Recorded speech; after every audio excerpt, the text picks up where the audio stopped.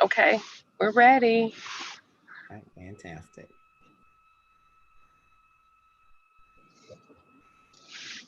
All right, good morning, good afternoon, good evening, wherever you may be throughout the world.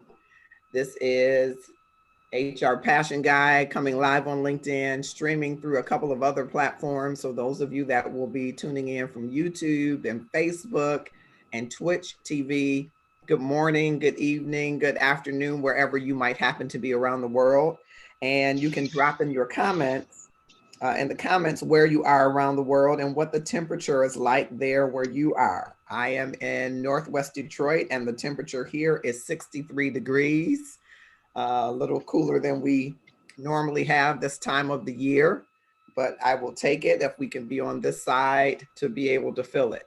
So tell us where you are by dropping where you are in the comments, and so that we can track with you wherever you are as well. And we encourage and invite your comments as we go along throughout the program today. And as I always promise to you, I have another exceptional human with us.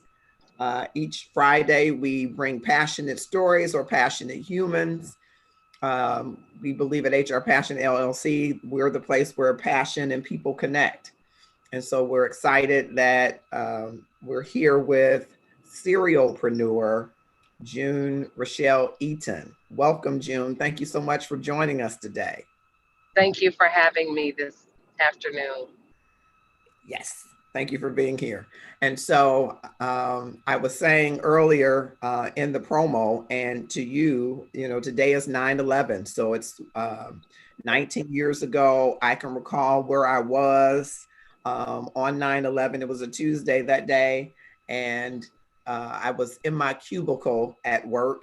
And Wow. interestingly enough, today we have all kind of devices and stuff. I didn't have a smartphone around, and the TV would have been far away from where my cubicle was. But my sister, Adrian, bless her memory, called me and said, "Where are you?" Which is always so funny to me because if you're calling somebody, you know where they are, right? But that was Right, a signal to me that something was wrong. right, And so she began to describe to me that we were under terrorist attack, and my heart sank as she began to tell me that a plane had crashed into the Twin Towers, because we have family that work there, friends that work there, live in New York. So we were just terrified and wondering where the next attack might be. And just right. about an hour later, there was another attack, and then another attack, and then another attack. And it just seemed like maybe the world was coming to an end. So, June, can you share with us, where were you on September 11th, 2001, and how did you hear the news? Well, and just going back to your promo, wonderful job. It just it flooded memories quickly as I watched the promo, and Mhm, it took me actually back to where I was that day. I mhm, was just coming out of the shower when, and I'm not a big news person, but mhm, we had the news on, and I kept hearing um, sirens and noises. And so just, picked over at the news and saw all of this smoke in the air and mhm, thought, my God, what is going on? And mhm. um sunk. I mean, I immediately just sat back on the bed with the towel wrapped around me, like, are we serious? Is this where we are today? And even watching your promo got emotional today because tears just began to flow as we understand, where we were and Yeah, what we were about to undertake in our yeah, country yeah, at that time. yeah, and So yeah, I was in Texas and getting prepared to go to my office, and I was just a numb person at that time. Couldn't move. You mhm. didn't want to move, right? Because you didn't know if it was going to impact the city where you were. Yeah, yeah, it was such a difficult time. And just seeing people joining us, Matthew Schwab from Santa Cruz, California says it's cold there. Charlita McInnes, hello. She's also in Detroit, 63 degrees. Marilyn Hamilton, Craig Whitney Davis. We're talking with June Rachele Eaton, serialpreneur, and we're just doing kind of a flashback right now. Drop in the comments, where were you on September 11th, 2001, just so that you can share with us what your thinking was. I was thinking the same as you, June. I didn't want to move. I didn't know if each city was going to experience attack, if there had been a planned attack Absolutely. on major parts of every city. And because we're kind of on the coast, if you will, here in Detroit, a border of another country, I was really concerned about that. And how can I get to my family members without moving, right? It was just Right. a difficult and tough time to be involved in. And so fast forward to now, because you've always had this entrepreneurial spirit for the many years that I've known you. Right. A number of businesses, a myriad of opportunities, quite a go-getter is how I would describe you. Right. And Thank you. so here we are again, maybe not a planned attack, even though there are some things coming out about the president's knowledge that are scary, that he Right. might have known more information back in February than he let on, that he might have been able to do something to help to mitigate and even eliminate some of the deaths that we've experienced now. But, 200,000 people just about who have passed away based on this COVID-19. And now you're a business owner in the service industry, I will characterize it mostly. And so everything you do it's a product, but it's about a service. It's about that socialization and connecting and building rapport that we normally do face to face. So 6 months ago to the date is really when America was hit with COVID-19, or knew that we were being hit, right? And so what were you doing 6 months ago? So March 11th, what were you doing as a business owner? And tell us a little bit about all of your businesses. I think you hit mute by mistake, so you're on mute. Unmute myself. So, Yeah. no, perfect. Thank you. So, I am a real estate broker, have my own real estate brokerage firm. I own a bridal boutique, My Dream Dress Bridal Salon, and a offset to that, we own a boutique called Detroit Couture. Mhm. So, March 2020, right? That is our drum up month for both real estate and bridal, because that's Mhm. when brides are coming in excited about being engaged. Previously, in February 14th is a big engagement day, and Yeah. we just did a great promo for that, and prepping for those weddings that are in April, May, and June. Mhm. Um, well, all of that, as the governor put an order of stay home mandate, shut down. So you have to think within yourself, how do I manage this? What is you go into complete damage control, Mhm. because you know that even though the governor has put her mandate and the world is on a shutdown, people mentally were not prepared to shut down. Mhm. They want to continue to operate Mhm. and with limitations. Mhm. But as a business owner, and they've done a great job with assisting small businesses, but as a business owner, people never take into account we are impacted as well. Mhm. We have to make adjustments, and we have to put in new policies and processes to mitigate damages, calm customer, go into a full blown customer service mode, Mhm. um, and learn about our business Mhm. as it develops. Yeah. And We are constantly, go ahead. I want to ask you, because you said this was the time that you would be ramping up. So I would imagine there's quite an investment in advertising, quite an investment in product. Maybe have purchased some dresses, or maybe you've already purchased dresses for people who are getting married in May or June or whatever. And so what are you thinking of? How do you mitigate that if you purchased inventory, you spent advertising dollars? I mean, Exactly. Well, and then so there's money on the books owed to you, right? So you, as a business mind, you have to come in and say, well, the expectation for somebody to come in and pay for their dress is probably bare minimum. So how do you navigate that? mhm, You begin to look at where your costs are, that you can cut costs, because on the flip side to that, when you're buying dresses, you've entered into a contract with the manufacturer to say, we're going to buy x amount of number of gowns, and the pressure is on them because they're a business. So Right. they're looking for you to fulfill your commitment. You're looking for your clients to fulfill their commitment. And Mm. so it just becomes a domino effect. Yeah. So you try to, again, go back and restructure how you're going to proceed. You restructure on what makes sense, Hmm. what's humane, Hmm. right? Because at the end of the day, it's really about the safety and welfare of one, Hmm. your employees, Hmm. two, the people that want to still engage, with you. And Hmm. how do we manage that? Because there's no direction. So as Hmm. an entrepreneur, as a business owner, you now develop your own processes for that. You decide based on some of the information given, this is how we'll proceed. Yeah. So and we did that. But we so in let me just throw this in there.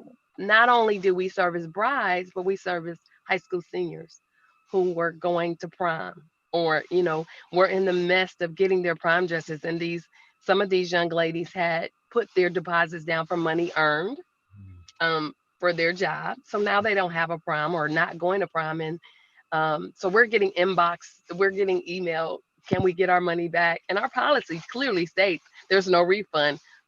Even with God forced, you know, Hmm. Force um, majeure. a, Hmm. yeah, there's a refund. But again, that's the part of being an entrepreneur that you just can't be so stark about. I got to stick to my policy. You've got to kind of make it a win-win for everybody.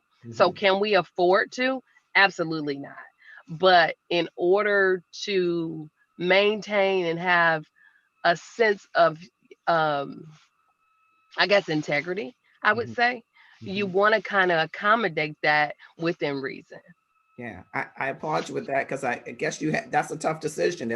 If you've taken that deposit money and purchased the gown, or I don't know exactly how it works, but if your supply chain is broken or shut down, and your customer's looking for a refund, but you've already expended dollars, you really do have to, make a decision, what's my brand going to be in the future? And that I say, but this is the policy. So how do you come to Right. that, and how would you share with other entrepreneurs about coming to that resolve that it makes sense to be conscious while you're being capitalistic? Right. So,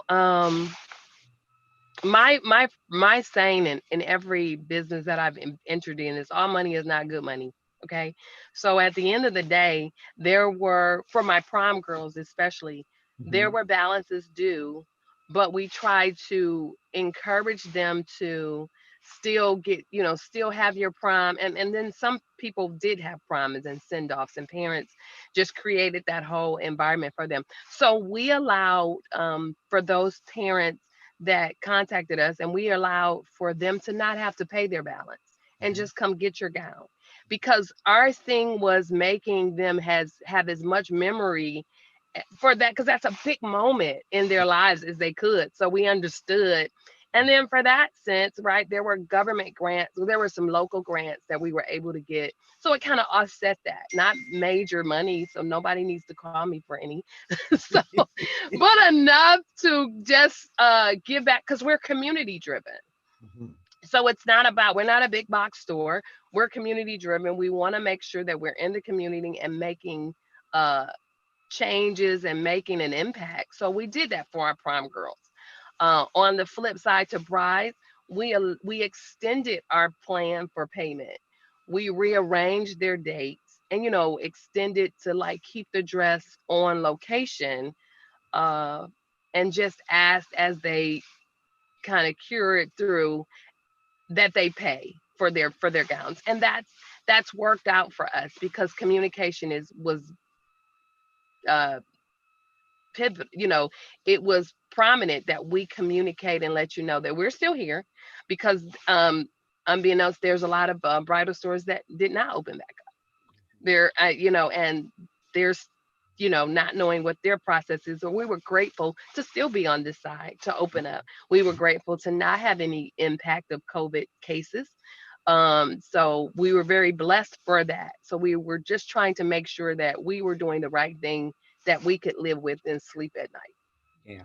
You talked about there being local grants. I was getting ready to pick up my phone and get some money from June, but uh, Yeah, did you so engage any of the SBA type of loans, the paycheck protections? Did you get involved in any of that? absolutely. And we were very, and I personally, how I like to assist other people. And I reached out to other entrepreneurs to let them know, hey, you need to get on board. If you had a legitimate business and you were legitimately paying taxes, let's talk about how we can get you the funding that you need if you're going to use it, not to go out and buy Cartier, Gucci, and Louis, but to actually feed it back into your business. So Mhm. we were awarded 2 Oakland County grants, which was a restart grant and a basically a cushion, and that allowed us to basically keep our lights on. Okay. Um, and I'll just share this, being a very transparent moment. Being a small commercial business, we own our real estate. Well, we're purchasing our real estate, so where the government comes in and say, "Oh, you don't have to pay your rent or you don't have to pay these," because we have a private balance with a mortgage company. That was not the case. We still had to pay our mortgage. Mm. We weren't given, 6 to 8 months or whatever it is that people were given for that. That consideration was not for small businesses. And even with renting, right? There was a lot of small businesses that didn't get a break because, again, they're entrepreneur owned entities or commercial real estate. That's why it was important to get into these programs and making sure that funding is available. And it's still slow, so we're still waiting on the SBA, right? But Yeah. to God be the glory, we're able to kind of still move forward. Yeah. And so I just want to make sure I'm following. The monies that were in this CARES Act did not cover commercial rent. No, it did Wow. not. Wow. It did not. It did not. The moratorium that the government put on there. It doesn't cover, commercial tenants or commercial um, mortgage payments. Yeah. That's a big part of what any small business would contend with. So that, It's exactly, I don't know if our exactly. legislators understand the voices of our small business And I person. don't, and I don't think they do. I don't think they understand. I think that that was on the SBA to kind of cover, Mhm. but because of the influx of applications they receive, and whatever the process is, because they've changed the process several times, Mhm. but because of that, that's a hole, right? That's a crack Mhm. that, as voting, Mhm. right, on a local level is very important, that as small businesses we voice that to say, hey, what about us? Not that we don't want to pay rent, but how can we get assistance? Because Right. now you shut us down. Right. But I still got the bank calling me saying, when you're making your payment. Right. So Right. I'm not in operations, but I still got to make that mortgage payment. Right. Wow. Wow. So you pivoted in that you gave more accommodations for your customers for them to be able to still maybe at a future point have their events or have some different version of their events for all of the prom girls. Absolutely. Um, I want to talk to you a little bit more about what other ways did you pivot with your bridal business, and then we'll talk about your real estate business some as well. We're talking with June Rachele Eaton, pivoting during the pandemic, and she is a serialpreneur, a number of businesses, and certainly impacted service-oriented businesses, as you will discover if you watch from the beginning. I just want to go to the comments. I see you on LinkedIn. Charlita McKenna says, I was at home getting ready to head to the real estate office and was watching the news, thinking it was a movie when I realized it was real and that we were under attack. I was frozen on the couch. Thank you for that, Charlene. I wanted Hmm. to make sure I double back to that. Willie Rogers has joined us. Brenna Lawson has joined us. Thank you both for joining. Corey Reed has joined us on our Facebook. I appreciate all of you for joining us on Passion Fridays. So you pivoted how, June, as it relates to, you made accommodations for your customers. How did you keep engaging customers who might still want to go forward with their wedding or prom Absolutely. when you weren't able to do face to face, or maybe you did social distance fitting? I don't know. How did you pivot? Right. So we did some virtual things with just me in the store, and I've done a couple of virtual showings just by myself, and use the via technology, whether it was Zoom or private Instagram, however the media would allow us to do it. So there were brides that still needed to have their dresses. They were still going to get married in June. We still had to do fittings. We still had to make sure. So those ladies would come in on a one-on-one with Mhm. myself. You know, we would do the temperature check. We would wear gloves and masks and have them in the salon. They weren't allowed to bring any guests, but we still would, that mom or grandma would want to be a part of that. So we set up the iPad and have Zoom Mm. with them in there. I had one bride who was hell bent on getting married on a particular day, and she didn't want to wear the gown that she had chosen. So we had to find her another gown, get that gown altered. Mhm. So we did it in two parts where I let the seamstress come in maybe on a Monday by herself and do that part, and then brought the bride in with just myself. So I never impacted any of my staff to make them say, you got to come in. I put myself on the front line to make sure that I was hands on with that, because that's a very sensitive moment. It's a very stressful moment. Sure. Outside of COVID, it's stressful in and of itself. Yeah. So with that, there were some unrealistic expectations from brides. And I would just have to communicate that with them and let them know that's unrealistic for us to kind of meet that demand. And we're willing to do what we can. But and you have to tie into that emotional component that they're Mhm. going through. So Mhm. again, you have to be sensitive. Mhm. You have to be compassionate. You have to just be very understanding within reason. Mhm. Wow. And so you have the iPad. I think that was great thinking, because my vision of people doing that, they're all of the bridesmaids are there, or the mother is there, or they're having champagne or whatever they do at the fittings.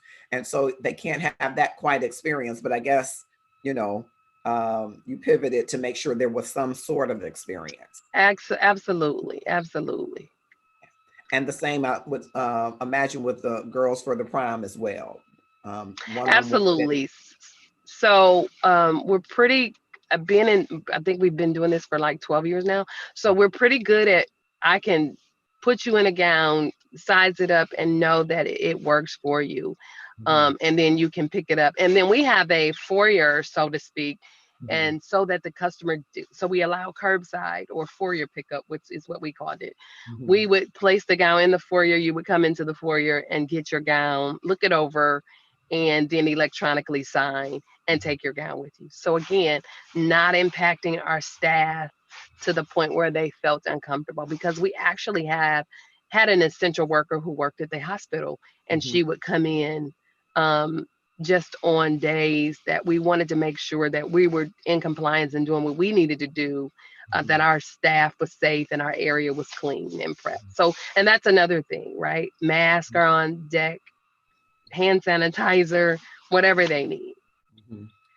And what was the general sentiment of your staff when you had to shut down? Did you have a staff? How did you um, navigate that? So we got on a Zoom call, or no, I'm sorry, we got on a FaceTime call, and I explained to them that they had the option of staying on payroll, or they could file unemployment. Whichever option they decided to take, we proceeded with that. It was the goal of my husband and myself to make sure that, again, we had three people on payroll. We wanted to make sure that they were taken care of. Um, because we were blessed to kind of have a little nest, right? To be able to do that. And now some of the payroll was scaled back a little bit. And Mhm. again, they agreed to stay on because what we were paying them was more than what they were going to get from unemployment anyway. But we were able to do that because, again, people are important to us because they help our business thrive. So Mhm. that was one of the blessings we were able to do. And even in the background with me screaming, talking, I gotta pay my rent, I gotta pay these light bills, I still wanted to have the same staff that I had coming back on board that we March 16th when we shut our doors. Yeah. And you mentioned your husband, business partner as well, right? And Correct. you have children. How old are your children? Oh, right. So this year we graduated a senior. She Okay. started at Columbia College, and this just 2 weeks ago. And my son is a junior now, so 16 and 17, right? Managing the homeschool environment, which my tolerance was very little. But just managing that, my daughter was at a private school, so and then my son's at Groves in Birmingham. So just all the nuances of understanding how that was going to work, running your business, making sure the home front. But it was a good time too, right? We got back into each other's spaces, Mhm. right? So I'm busting in rooms, not I'm not a knock on door parent, so I'm busting in rooms, making sure you're doing your work, and on top of that, getting a senior prepared to graduate, trying to coach her through this emotional state that she's going through. Um, so yeah, and on top of that, I'm a praise and worship leader, still managing that aspect of making sure we do what we need to do for our faith. And so it sounds like a lot of plates filled with a lot of stress. And so Right. how did you handle that, balance that, and how would you say to other entrepreneurs who many of which now are in the homeschooling and hybrid mode as well, and still running their businesses, still serving the community, serving the church and faith? How do you balance all of that without just losing it? Right. So it's a process, and it's knowing what works and what time frame. It's time, that's where the training, the degree in project management comes in. We implemented uh uh a project management board to make sure that, hey, I know Kyle is supposed to be here at this time, and um these are his classes, printing those things out, making sure everybody, and we have a group, everybody's on uh, what is it, a group chat of some sort. We have a group chat in Mhm. our family, so it's uh very important that you put in the group chat what your schedule is, what's going on with you today. Even if you're across the hall, I need a text because I need to know, how do I need to plan? Do I need to be here for you? And then in light of that, you have to just have your time, right? Where my time was on the back porch and just by the fire, or if we were able to do a fire, it's just by the back porch, maybe with a glass of wine or whatever, and just having that time to myself. And then we would do a stand up at the house in the kitchen just to understand where everybody is and the mental state of your children, right? Because now they're in cell block 8, Mhm. so they can't go anywhere. Right. So this is, they wanted to go out and hang out with their friends, but we had to kind of explain to them how important it is, although we didn't know what was going on and how this COVID-19 would be transformed, transferred. I'm sorry. So it's a lot of communication, but I would tell any entrepreneur, any person, get some time to yourself and just regroup. Invest in you for Mhm. at least 1 hour a day. Mhm. And so you closed March 16th. You still had prom girls or young ladies to accommodate, brides to accommodate. What about future brides? Did they still approach you for the future? Like, hey, I think this will be over by November. I need a dress. Absolutely. Our first month open, we had tons of walk-ins, and we don't normally take walk-ins, but I had to reassess again, Mhm. Mhm. because these people were like, we're getting married this weekend, or we're getting married next weekend. So now it's a rush for a gown because their wedding is in 7 days. Mhm. And that was new, because you've got to pick a gown. First of all, that's in store. We have to have it altered, and the timeline has shortened. Mhm. So again, managing their expectations was very important, and it still is very important, because they were, once the governor lifted, I think, to having 50 or 100 people, we were flooded, because now they want to get it in. They were trying to get it in, find out a venue outside on the back porch. They didn't care. And even in that, we were doing like 2 custom gowns that they never changed their date. Wow. They did not care. They never changed their date. And the expectation was, although you're closed by the government mandate, my dress needs to be ready by, a certain day. So we Wow. had to meet that expectation. Wow. And so I want to pause and just look at the comments. We're talking with June Rachele Eaton, serialpreneur, and we're talking about her bridal business. And I want to talk a little bit about the online business after I check these comments. Hello, Chantel. Hello, Mary Jones. Thank you for joining us. Kim Wilson, who I think will be getting married. I think she's engaged. I'm glad you joined. I don't know if you've gotten your dress, but I'm putting together business. I don't even need a commission, but listen, um, my dream bridal dress salon, June Eaton is with us. Kim Wilson, who I believe was recently engaged. So you might want to connect Oh, with her. congratulations to you. Keisha Johnson as well. And I think Keisha Johnson, are you engaged? See, I think something is drawing you all in here. Okay, very good. Very That's good. good. Thank you for joining us. We're talking about pivoting during the pandemic. I still like for you to drop in the comments, what was your experience? Where were you on March 11th? And where were you on September 11th, 2001? You can drop that in the comments as we continue to talk to June Rachele Eaton. So talk to us a little bit about your online business. Oh, sure. How was the online business before COVID, and what is it turned into now? And what have you done to maybe pivot there? So, 2 things with the bridal salon, we never sold gowns online, but during the end of March, I began to transition into an online presence for bridal. So we created a store online where all of the inventory that was in our salon, we now have online for people to view.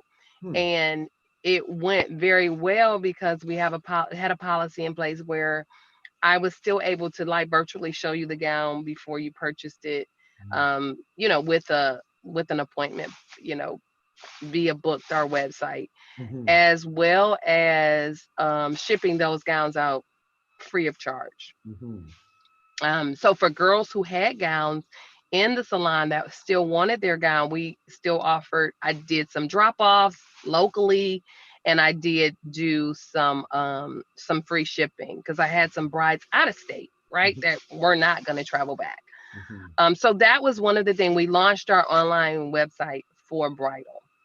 Mhm. The other piece of our business is Detroit Couture, and that began to ramp up sales because, and you saw it in late April, Mhm. because now people are home and now they're bored and they want to shop Mhm.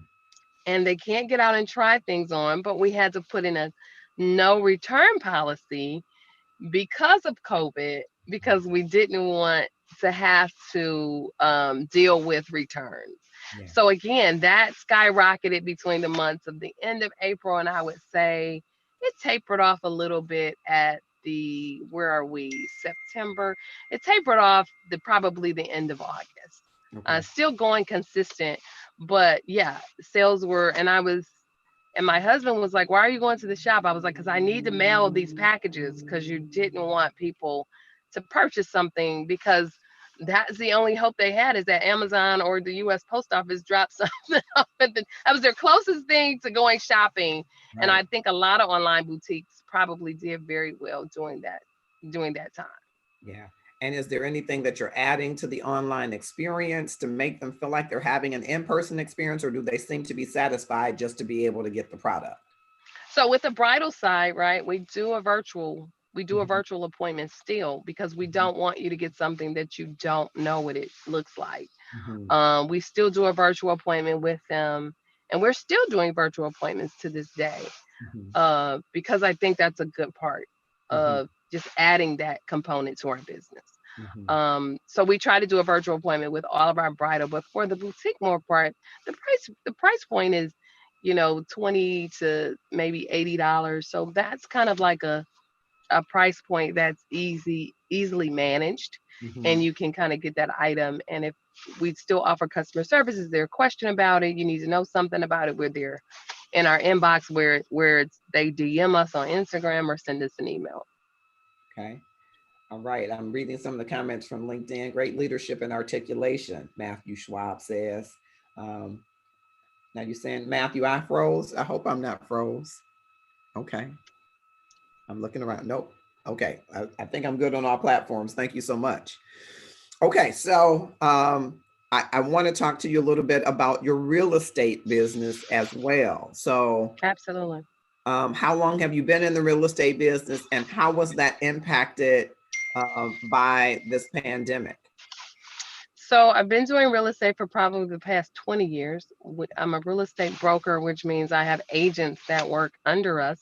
Mhm. We actually onboarded agents during the pandemic because that gave it, and I think I did that. I think I did beginning of the pandemic. I did a Facebook Live to give you something to do while you were idle at home because you Mhm. could still take your real estate class online. Mm, And there's a real estate platform that you can take it for like $89. mm, So I had a lot of interest there, and a lot of people did go ahead and take their classes and pass their classes, and they just were able to the last couple of weeks go in and take their state test. mm, So giving them something to do, because you have to think about, what do I do now that I can't go out, or what do I do now that I, and so it was about, get a new trade, get something you've been putting back or on hold for a while. So mhm, that was a part of our marketing for real estate, how to keep us busy, because mhm, there were no showings, there were no 90% probably of homes went off the market mm, during that time because you couldn't show a home, mhm, and we were at a standstill. So, but as soon as the mandate was lifted, again, that began to ramp up as well, mhm, because people now wanted to purchase a home, or had to move, or and not so much moving, but some people didn't still need to move because they were out of their leases and had planned to move in the first part of March. mhm. And so I'm wondering, people didn't use that camera to try to do a virtual tour inside of the homes pretty much during that time. It was just people want to see the inside of the home. They want to see the inside. And what we did in our industry, though, we did offer a virtual showing, and but that's two parts, because our National Board of Realtors put out a document that was had to be a waiver that needed to be signed by both yourself and the agent, or the client, I'm sorry, to say that, they didn't come in, they didn't feel sick, they didn't have any impact with COVID, and that there could be a liability, right? If they're, in fact, I come in your house and somebody is infected, and then 2 weeks later you figure out you've got COVID, you're going to come back and say, hey, I think you you brought somebody in. Yeah. So that was a thin line of scary. So we decided, no, let's not do that. Mhm, Let's just have the homeowner do a mhm, virtual video of their home, and then we would upload it on the mhm, portal to mhm, let you see it. mhm. So since you said 90% of people took their homes off the market, how does that impact? So sales are just 10%. I mean, how does that impact? So that was during, from like the March period until till we were lifted to go back into homes. Mhm, So when we I think that was phase 2 that the governor did that. mhm, We were able to now show homes, and again with this waiver that we mhm, needed to sign prior, you and your client needed to sign prior to going to show homes. mhm, So now there's an abundance of inventory on the market, but it is going rapidly. A mhm, home is not probably staying on the market more than 5 to 7 days. mhm, It's going into a pending status, um, because of some influx of money that people have gotten from, whether it be the SBA or the grants, however they're utilizing their savings. Maybe it's savings, I'm not sure, but they're using this money to purchase homes. But the con to that is, you had a lot of investors who invested a lot of money in homes mhm, and have renters in there, and these renters are not paying rent. mhm, So, and then with the moratorium that they have for evictions for the end of the year, again, that put, so it's a catch 22, right? mhm, it's great to have an investment property, but it's not great to have an investment property today Yeah. And unless you so, have a producing tenant. okay. And so what percentage of your clientele are investors versus people who are, what do you call them? I'm not sure what the term. Owner occupied, right? Owner So occupied. it's a mix. It's a Mhm. mixture. So it's a probably 90% owner occupied to 10% investors. Okay. But with that, it's just so many, different moving pieces, Mhm. because although interest rates are low, that's another reason they're buying. Mhm. The credit criterias have raised. Mhm. So it's always something, Mhm. right? And so we do a lot of land contracts where we require certain amount of money down, and Mhm. then we carry the note as we are the mortgage company. Got it. Got it. And that requires, I guess, some investment too. It does. It really does, because you're putting somebody in a home on the merit of their income and their credit. And then unemployment is not a source of income, Mhm. but although that's been the source of income for so many people in the last few months. Yeah. And so do you sell more luxury homes? And what does that mean? So luxury is what you make it. Okay. That's how I am market. It's Okay. like luxury can be 1,000 square foot house Okay. because you've lived in an apartment. It's what you make it. It's not when people see that, they shy away from, oh, she only sells big multi-million-dollar homes. Not true. I like luxury. So Mhm. I like to play on that word, but luxury is what you make it. We lease $1,200 homes to $3,500 homes. Mhm. We sell a $20,000 house and a $1.3 million house. So it doesn't matter to us. It's a matter of what the client's need is, what the affordability is, and what the request is for us. Yeah. At any point during this pandemic, did you say to yourself, I'm just going to get out of this business, the bridal, or out of real estate? I don't see that, maybe it's going to turn around like I wanted to. At any point, did you say, I'm looking at other options? Absolutely. Always am. We've looked at two other opportunities that are still in the works, because you have to, in your mind, say, what is pandemic friendly, Mhm. right? In order to maintain your sanity. What else do I need to be doing? And Mhm. of course you go into with the bridal, especially because you're like, oh, you don't need a dress, but you do. You do need the experience. Mhm. And so what we did was we went from purchasing so much inventory to scaling back on how we purchase Mhm. and doing more of a economic friendly bridal gown, still beautiful, but more budget friendly for our brides that Mhm. think, oh, I don't want to spend that much money, because our biggest competition is online um, advertisements, right? So they'll show you a gown that is in my salon that retails for 1,500 and they say it's 200, but you definitely don't get that. You Mhm. get something very, from China, shipped in a DHL bag, and when you open it up, it may have COVID. I don't know. So Wow. you've got to be careful. Wow. Yeah, I was going to ask you because I would imagine there are online competitors, but Absolutely.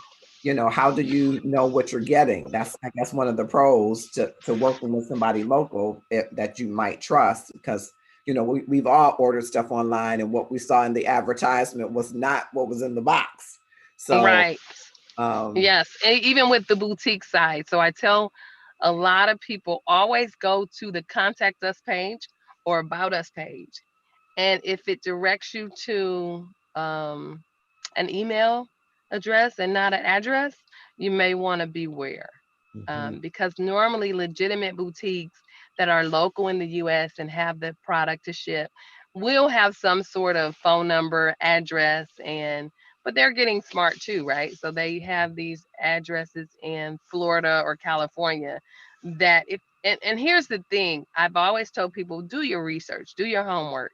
Mhm. Google the address. I mean, we have everything at our disposal. You can Google an address and it comes up to say it's a vacant lot. So how Right, can that be a business? right. So it's consumer education Mhm. helps us as small business owners a little bit better. Yeah. So And we're right at 12:44. I want to talk to you a bit about what advice would you give to other entrepreneurs about pivoting in this pandemic, especially service-related entrepreneurs that would have inventory that they might have to consider, or supply chains that they would have to consider to get product and or service the experience to a customer. What are some of the things that you would advise them to do? I would have to say, research other avenues for your supplies, right? Find out if there's something locally or in the states that you can utilize. Because a lot of what we get is, from China or overseas. Um, we've got to learn how to, and although the price point may be higher, you've got to kind of understand what your needs are. Be consistent into what you're selling or what you're providing with your customer service. Don't spread yourself so thin that you cannot have a good customer service relationship or with that client and delivering the same product over and over again. Mhm. Um, be willing to change. Be willing to make adjustments, um, on a case by case basis. Not every cookie cutter fits the dough, Mhm. right? So be willing to make a change. Be willing to look at your processes. Be willing to look at your policies and procedures to say, what do I need to do differently? Look at your sales policy. Look at your agreement. Look at your employment. Look at all of the things that you probably didn't pay attention to before, and make adjustments based on what works best for you, what works best for your product offering.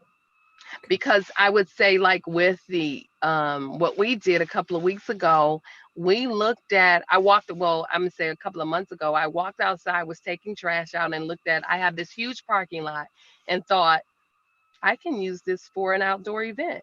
I can use this for an outdoor space. So we did that, right? We are offering our outdoor space. We threw a tent up and made it really nice, and that's marketing is coming about that. But you're reutilizing our outdoor space, because it's enough room, it's enough parking. So those are the things that you got to be is innovative and start getting outside of the box of this is what I do, this is only what I do. Yeah. And so as you move forward, what are your thoughts about the future for your service industry, particularly for brides, prom, all of those special events, and for real estate? What do you see for the future, COVID and beyond? Yeah. Well, so for COVID, I think we'll be here for a while. This is our new normal for now, and we just got to learn to adapt with what we're dealing with, because with an entrepreneur or your small business, you have to make decisions that's best for your business. You can't rely on the government to give you direction. You can't rely on your local or state government to give you direction. You have to do what is best for your business. And a lot of things are going online. If it's advantageous for you to take your business online, look into how you're going to do that and invest those dollars into marketing. We've invested over probably 30,000 in marketing, Mm, just because we know that we've got to get in our footprint. It needs to be a little wider, mm, in order to get in front of people that have not heard about My mhm. Dream Dress Bridal Salon or Detroit Couture. Right. So we've invested those dollars. We've done our research, looked at several different marketing firms, and they've consulted with us and heard us. And I think that's the way to go. You have to market your business. You can't be afraid to invest dollars in marketing, because that's the only way your footprint is going to get wider. So it's good to post, it's good to go live, but if you're going live in front of the same five people, you're you're not doing, you're not evolving. Yeah. And so, my dream dress bridal salon, tell us a little bit about the concept as we come to the close and why women should have their dream dress. Why should they have their dream dress? So for me, marriage is an institution ordained by God. So at the end of the day, uh, society has taken marriage on to another level. And, that's a whole nother topic for another day. But I feel that that's a very important process in your life. It's not often that there's so many single women out in the world. Mhm. So there is not often that you get proposed to and you want to make sure that those memories you keep, right? Because the pictures you're going to keep. And it is all about the dress. And so I always tell my brides, don't scale back, but we at my dream dress keep you within your keeps we keep you in your budget because I make sure that you're practical and still beautiful. Mhm. And so you say the dress is really it's what you dream about, and that's why It you should is. have the dream dress. You should have it's the dress you dreamed about, and it's the dress you should have, and you owe it to yourself to have the dress of your dreams. Right. Well, June Rachele Eaton, I want to thank you so much for joining us today Thank you. and sharing with us how you have pivoted in the pandemic, and telling us a little bit about my Dream Dress Bridal Salon and Detroit Couture and the Bridal Couture, which we can all get all of those online. So just tell us where we Absolutely. can find you, where can we follow you, where can brides go, and people that want a beautiful dress, where can they go and follow you and get to your product? Sure. So, we're locally based in Southfield, Michigan at the corner of Red River and 10 Mile, across from Figer Law and two doors over from Original Pancake House. Okay. But we are online at mydreamdressbridalsalon.com.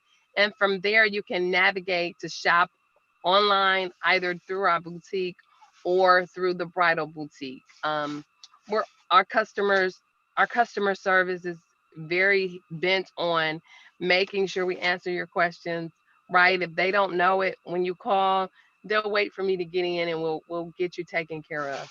Um, we like to keep an open line of communication to make sure everybody's on the same page.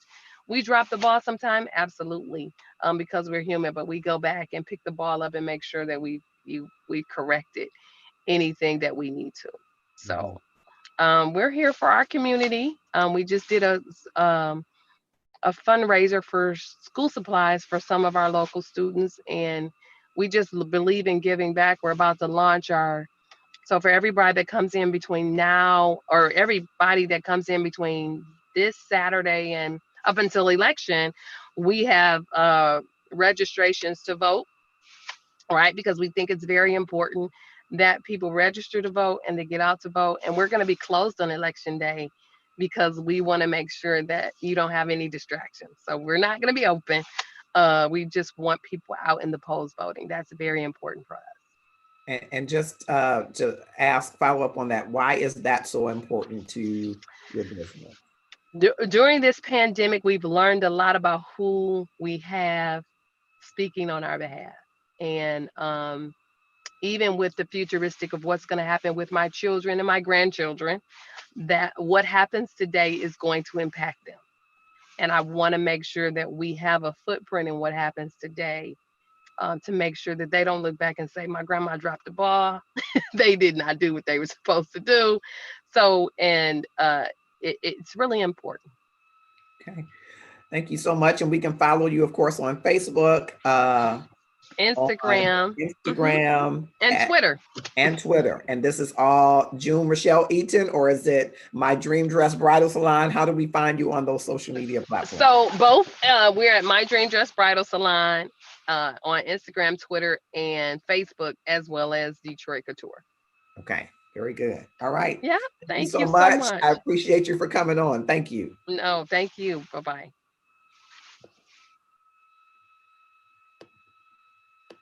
And that was June Rachele Eaton, serialpreneur extraordinaire. And you can follow her on all of the social media sites and platforms that she has mentioned. I just want to double back to our LinkedIn platform. Thank you, everybody that has joined our Facebook platform, Twitch, YouTube. I'm going to just share my screen, just a little bit of tribute for 9/11. As we come to the 1 o'clock hour, I want you to drop in the comments, where were you September 11th, 2001?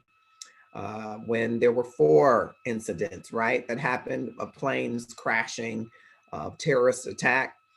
Drop that in the comments. Where were you and what were you doing and thinking? And then 6 months ago to today, because the 9/11 has been 19 years, but 6 months ago, March 11th, COVID hit. And I won't characterize it as a terror attack, but there are things that we are learning about, information that we might have known, that could have spared the lives of some of these 200,000 Americans who have lost their lives due to this COVID-19 pandemic. So there appears to be information that is surfacing that we knew, not should have known, because I think we've long since established that we should have known, but I think that we did know, and some of that information is coming forward. And so I want to know, where were you on March 11th, 2020? And what were you doing as COVID was beginning to have a monumental impact here in the United States and abroad? Where were you when you learned about COVID? Drop that in the comments. And I'm going to share my screen to just share a little bit of a tribute, just a little bit of tribute for 9/11 that I think is still going live as we speak. There is a memorial happening. Maybe we will share just a piece of it.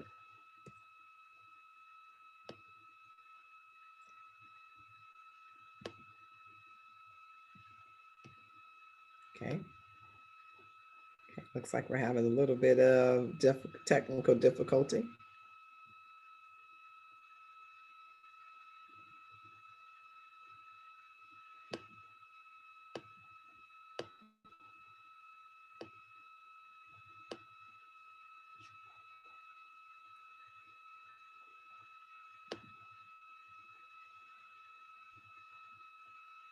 Your daughter got her learner's permit, so you're getting your favorite McDonald's. Yes, we are having technical difficulties with the video. There is a commemoration that has happened today for the 19th anniversary, and we acknowledge it and wanted to acknowledge it, not so much as a celebration as much as a commemoration of the 2,996 persons, I believe, that lost their lives, and countless others that were impacted by 9/11. And many of us, if you're like me, didn't fly for many years after 9/11, but we got to a place where we began to have a little bit more confidence in our ability to fend off any terrorist attacks, to be safe, to travel safely. Many protocols and measures were put in place, and we began to become comfortable again with traveling, sometimes overseas, to many places and locations, and thankfully returning back home safely without there being any terrorist incident. We're in a pandemic currently, and maybe, just maybe, we'll look back and be comfortable again being in a bridal salon, or being in a restaurant, or being in a stadium, being in a church. We will look back and hopefully have learned something and become better for all of the great sacrifices of many essential workers and many people's lives that have been lost due to this pandemic, that there will be better days ahead. And as we look back at that horrible, horrible time on September the 11th, 2001, 19 years ago. Sometimes it feels that we are at ground zero, that it was just yesterday that planes were crashing into buildings and towers and pentagons and fields, taking the lives of people who were simply heading about the busy business of their lives. Just as people, since the hit of this pandemic, were simply seeking to live out their lives and purposes and passions, they were interrupted by this pandemic, COVID-19. We pray and hope that as we commemorate the lives of those who lost their lives, both on 9/11 and who have lost their lives in this pandemic, that we will find new sources of hope, strength, fortitude, vigor, and perseverance, that we might move forward in the space of our passion to accomplish what is meaningful work, meaningful life, and meaningful love. I'm HR Passion Guy Marcus Holmes. Thank you for joining. I hope you will share this widely across all platforms as we continue each Friday at 12 noon Eastern Standard Time to bring you passionate stories, passionate people, and passionate intersections between the two. Thanks and have a great day.